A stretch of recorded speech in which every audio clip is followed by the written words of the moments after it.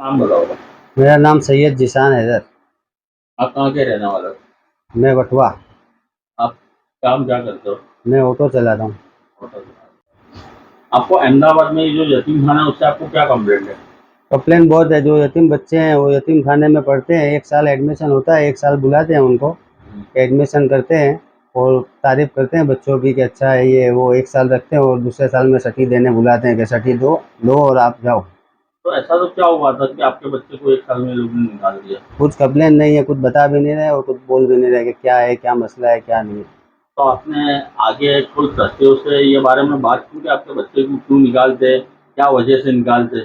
मैंने बात करी है, अंदर भाईजान से भी बात करी है। भाईजान ने क्या आगे से जो है हमारे ट्रस्टी जो ऑर्डर है आगे से, और आगे से आप वो कंप्लेन करो। मैंने आगे भी बात कोशिश करने की करी मगर आगे कोई वो बात ही नहीं हो रही। क्यों ट्रस्टी क्यों बात नहीं करते? ट्रस्टी बात नहीं करते। वो नवे जो अभी बच्चे आ रहे हैं उनके एडमिशन हो रहे हैं और पहले पुराने जो नवे में रहते हैं पीजी में पैसा दे के उनको नहीं निकाल रहे हैं, यतीम बच्चों को निकाल रहे हैं। यतीम जो खाना है वो यतीम बच्चों के लिए बना है और उनको परेशान कर एक साल रखते हैं और उसे में कहते जाओ घर जाओ, आपको छठी लेके जाओ। अब हमें इतना, जब पैसे वाले होते तो हॉस्टल में थोड़ी रखते हैं, हम बाहर प्राइवेट पढ़ाई कराते ना। तो अभी तक कितने बच्चों को ये लोग ने अहमदाबाद का बोल के निकाल दिया? अभी तक कम से कम 17 बच्चे निकाले। क्यों? क्या बस एक ही कारण था उसका निकालने का, सिर्फ अहमदाबाद के, दूसरा कोई और कारण भी है इसका? कोई कारण नहीं है। बच्चे बाहर के भी हैं, अहमदाबाद के भी हैं, पूना के हैं, शिरडी के हैं, बाहर के पूना, शिरडी, बॉम्बे, महाराष्ट्र के बच्चे हैं, खंबात के हैं, यहाँ के हैं, अहमदाबाद के हैं। कोई कारण नहीं है। तो क्या ये लोग यतीम खाने को मिटाकर हॉस्टल करना चाहते हैं क्या? यतीम खाने को मिटाना ही चाहते हैं। अभी जो बिल्डिंग नवी बनी है उसमें भी नए एडमिशन बच्चे ले रहे हैं, जो नए सब पैसे जो पीजी भरता है पैसे वाले हैं उनको ले रहे हैं और जो यतीम बच्चे हैं उनको निकाल रहे हैं। तो ये लोग जो नए बच्चों की भर्ती करते तो वो लोग कुछ पैसा लेके करते, ऐसा सुनने में आया है। हाँ वो बिल्कुल करते हैं ना, पीजी वाले से 4-4 5-5 हज़ार जो भी पैसा देते हैं पीजी वाले देते हैं पैसा। प्राइवेट बच्चों को भी रखते हैं, पैसे वाले भी बच्चे देते हैं, पढ़ाई पूरी करते हैं। कोई डॉक्टर की करता है, कोई टीचर की करता है, कोई इसकी वो पढ़ाई तो कर ही रहे हैं पूरी। तो ये जो बिल्डिंग बनाई है, तो वो ये बिल्डिंग नई जो बनाई वो किसके लिए बनाई है ये लोग ने? बिल्डिंग बनाई है, पहले ऐसा बोल रहे थे कि हॉस्टल में यतीम खाना है, यतीम बच्चों के लिए सब सुविधा है, मगर कोई सुविधा नहीं है। ये प्राइवेट बच्चों के लिए बनाई है और सब जितना भी डोनेशन बाहर से इधर से जो भी आता है, ठीक है, वो सब प्राइवेट बच्चों के लिए ही ध्यान दे रहे हैं और कोई यतीम बच्चों के लिए ध्यान दे नहीं रहा। तो आपको लगता है कि ये यतीम खाना है? यतीम खाना है हमारे ठेठ से, हम बचपन से देख रहे हैं। हमारे भाई 4-5 यहाँ पे बारी बारी कॉलेज कॉलेज करके गए हैं। हमारे दोस्त गए हैं यहाँ से, हमारे साला 3-4 भाई हैं उन वो भी यहाँ से पढ़ाई करके पूरी पढ़ाई करके गए अफ्रीका, यहाँ इधर उधर सब कर रहे हैं। यतीम बच्चे ही थे, वो भी बिगर माँ के बच्चे यहाँ पढ़ के गए। अभी ये 1 साल में, ये 2 साल में जो है ये नाटक हो रही है यहाँ।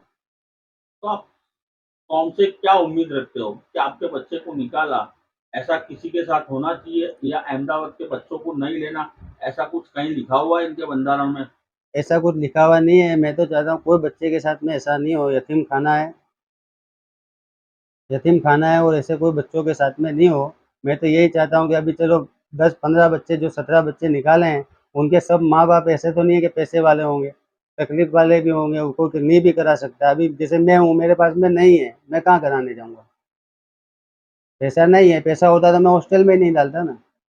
अब यहाँ पे डालते हैं, बहुत अच्छी स्कूल में डालते हैं, क्रेशन बहुत भारी स्कूल, अपना बच्चा पढ़ रहा है, चलो आगे बढ़ेगा, कुछ करेगा जमात के लिए, कौम के लिए। क्या यहाँ पे पढ़ाते हैं, 1 साल रखते हैं और भगा देते हैं कि जाओ तुम्हारे छठी लेके जाओ और दूसरे स्कूल में एडमिशन कराओ। वहाँ पे जाते हैं तो कि आपका तो स्कूल बहुत भारी स्कूल का छठी है, आपको तो इतना कैश जमा कराना पड़ता है, ये करेगा वो करेगा। वहाँ पे हमारी कोई वो ही नहीं होती है, गरीब इंसान की कोई सुनता नहीं। आपकी ट्रस्टियों से मुलाकात हुई थी सही इस बात को लेकर? सब मैंने भाईजान से बात करी है, ट्रस्टियों को मैंने मिलने की कोशिश करी है, ट्रस्टी कोई जवाब ही नहीं देते। ट्रस्टी यही बोलते हैं कि हमने अहमदाबाद वालों को नहीं रखने का, और अहमदाबाद वालों के साथ साथ में बाहर वाले बच्चे भी निकाले गए हैं। खाली अहमदाबाद वाले को बोलते हैं कि नहीं रखने का, मगर बाहर वाले बच्चे भी यहाँ से गए हैं। मैं नाम लिख के आपको नाम के साथ में दे दूंगा कितने बच्चे हैं। अब आपका नाम बताओ। सैयद समीरा बानो। आपका क्या हुआ था यतीम खाने में गए थे तो? हम वहाँ पर गए भाईजान के पास ऑफिस में है जहाँ पर बात होती जाती है, वहाँ हम ऑफिस में गए भाईजान से बात करने के लिए। तो मैं वहाँ जाकर बैठी, मैंने उनसे बात किया, मैं क्या हुआ भाईजान, मसला क्या है, मेरे लड़के को आपने फ़ोन किया लिविंग सर्टी लेके जाइए। तो वो यूँ बोले कि हमारा ऐसा कोई सिस्टम ही नहीं है बोले अहमदाबाद के बच्चों को रखने का। मैंने कहा भाईजान ऐसा कैसे सिस्टम नहीं है, मैं कहा मेरे लड़के का इंग्लिश मीडियम में वो पढ़ता है, अब उसका पूरा साल ख़राब होगा, आपने उसे रखा, अब डायरेक्ट आप यूँ कहते हैं चालू क्लास में कि आप उसे लेके जाइए। तो मैंने कहा था कि नहीं अहमदाबाद का कोई सिस्टम ही नहीं है रखने का। मैं कहा भाईजान मैं कैसे एडजस्ट करूँ, कैसे होगा ये सब। तो उनने मुझे कुछ जवाब नहीं दिया, सिर्फ इग्नोर करा। बस वो एक ही जवाब देते थे कि कोई सिस्टम ही नहीं है बोले अहमदाबाद के बच्चों को रखने का। तो बोलना, आपने पूछा कि ये सिस्टम क्या है आपका? नहीं ये मैंने ऐसा सिस्टम कुछ नहीं, नहीं है। क्योंकि वो मुझे कुछ जवाब ही नहीं दे रहे थे। वो फ़ोन पे उनके फ़ोन करते थे, इग्नोर करते थे, कुछ जवाब नहीं देते थे सही से। कोई ट्रस्टी से आपकी बातचीत हुई थी? नहीं, नहीं ऐसा कुछ भी नहीं, क्या इनसे ही बात ट्रस्टी करी। ट्रस्टी को मिलने दिया जाता है कि ट्रस्टी मिलते नहीं है किसी से? नहीं, क्या पता ऐसा कुछ नहीं हुआ। हमने डायरेक्ट हमें फ़ोन किया कि आप लिविंग सर्टी ले जाइए, तो हम तो गए लिविंग सर्टी के लिए बात करने के मसला क्या है, कोई फ़ेल हुआ कि मेरा बच्चा ने कुछ गलती करी, लेकिन ऐसा कुछ भी नहीं था। तो क्या आप एक गरीब हो इसलिए आपके बच्चे को निकाल दिया गया? वो भी मुझे नहीं पता, क्या पता। अब मैं गरीब ही है, हमारा किराए का घर है, किराए की ऑटो रिक्शा है। मैं बच्चे के भविष्य फ्यूचर के लिए मैंने हॉस्टल में डलवाया था कि मेरे भाई भी वहाँ से निकले हैं, उनका भी अच्छा फ्यूचर बना। तो मुझे ऐसा लगा कि मेरा भी बेबी वहाँ पढ़ सकता है, क्योंकि हम जहाँ रहते हैं वो एरिया सही नहीं है। हमारा बच्चा इतना अच्छा मुकम्मल नहीं हो सकता, जो यहाँ पढ़ाई कर सकता है वो वहाँ नहीं कर सकता। इसीलिए दीन इस्लाम के लिए यहाँ पर डाला। नमाज रोज़ा सब अंदर ही हो जाता है, पढ़ाई लिखाई भी अच्छे से होती है, फ्यूचर बनेगा बच्चों का, इसीलिए डाला कि नहीं अच्छे से फ्यूचर बन जाएगा। लेकिन हमने बच्चे पूछी तो बोले वो तो इसकी नानी जॉब करती थी, तो हमने रख दिया, अब उसकी नानी नहीं है। क्या जाओ बोले सिस्टम ही नहीं है बोले अहमदाबाद में बच्चों को रखने का, अहमदाबाद के बच्चों को रखने का सिस्टम नहीं है। तो आपके बच्चे के साथ कोई अहमदाबाद का और बच्चा पढ़ता था? पढ़ रहे हैं, इसके साथ तो थे अहमदाबाद के बच्चे। अच्छा, तो वो क्या सबको निकाल दिया है? वो यूँ ही कह रहे हैं कि मैंने 25 बच्चों को निकाल दिया है, 30 बच्चों को निकाल दिया है, बस वो ऐसा ही बोलते हैं। उसमें आपके बच्चे का भी लिस्ट में नाम आया है। आप कोई मैसेज देना चाहोगे वो ट्रस्टियों को? हाँ, मैं यही कहना चाहूँगी कि जब गरीब है, यतीम है, तो हम जब गरीब है तो आपके ऑब्जेक्शन उठाना चाहिए ट्रस्टियों के कि नहीं भई जब गरीब बच्चे हैं तो हमारे जैसे जब बच्चों को आगे नहीं बढ़ा सकते हैं, दीन इस्लाम पढ़ाने के लिए हमने यहाँ पे बच्चों को डाला, तो उनको दीन इस्लाम की ज़रूरत है तो उनको देनी चाहिए ना, उनको पढ़ानी चाहिए ना। ये कैसी लापरवाही ट्रस्टियों की कि जिसको ज़रूरत है, ज़रूरतमंद को आप पढ़ा नहीं रहे हो और निकाल रहे हो। जो हकदार है उनको तो हक मिलना चाहिए ना। એટલે આમાં એવું છે કે અમદાવાદના કોઈ બાળકોને લેવાના નહીં. હા હવે આ વખતે નહીં. શું કારણ શું પહેલા લેતા હતા? ટ્રસ્ટી અચ્છા તો ટ્રસ્ટી લોકોએ ડિસાઇડ કરી એ મારે કરવાનું. અચ્છા અચ્છા. તો તમારા ટ્રસ્ટી ક્યાં છે? હમણાં મળવું હોય તો જમીનાભાઈને પચાસ લાખ ક્યાં મળશે અને કેટલા વાગે મળશે? એ લોકો યતીમખાનામાં ક્યારે આવે છે? બપોરે કેટલા વાગે? 12 વાગે. બંને ટ્રસ્ટી હાજર હોય છે? હા લગભગ તો આવે છે. તમારું નામ શું? અકબર ઘડિયાલી. ઘડિયાળ. સિયા ન્યૂઝમાંથી આવશે. હા સમજી. બરોબર. અમારા ટ્રસ્ટીઓને મુલાકાત કરવી હોય તો કેટલા 12 વાગે થઈ જશે ટ્રસ્ટીઓની મુલાકાત? હા 12 વાગે પછી આવજો, હું તો ફોન કરીને વાત કરી લઉં. તો આ 17 જે બાળકો કાઢ્યા એનું રીઝન શું છે? કયા 17 એટલે સાહેબ 17 ટોટલી બાળકો કાઢ્યા છે ને તમે? એ લોકોને કીધું કે એલસી લઈ જાઓ એ લોકોના વાલીને. કેટલા બાળકોને તમે એલસી આપી અહીંયાથી?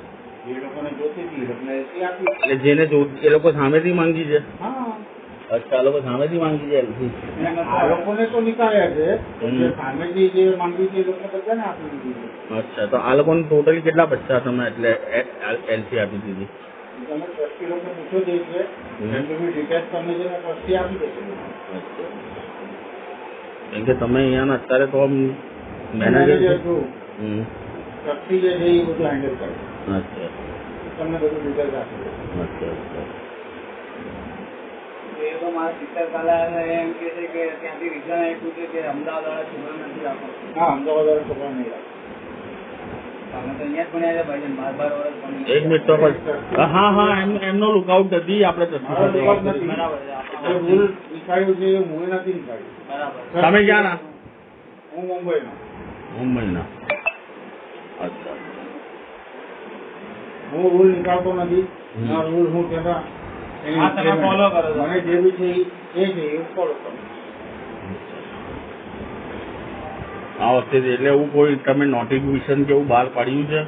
તમે મેનેજર છો તો તમને ખબર તો હશે ને કે અમદાવાદના કોઈ બાળક લેવામાં નહીં આવશે, એવું કોઈ નોટિફિકેશન તો કોઈ બી ટ્રસ્ટ હોય તો એક નોટિફિકેશન કાઢે.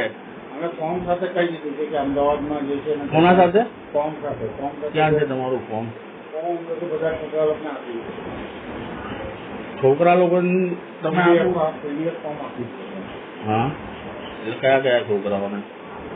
જેને જો એડમિશન જોતું હતું અહીંયા હા, એ લોકોને. અચ્છા, ચાલો, થેન્ક યુ સાહેબ. તમારા ટ્રસ્ટીને કહેજો કાલે 12 વાગે મળવા આવીશ. ફોન કરીને પહેલા અપોઇન્ટમેન્ટ લઈ લો, પછી મળવા આવો.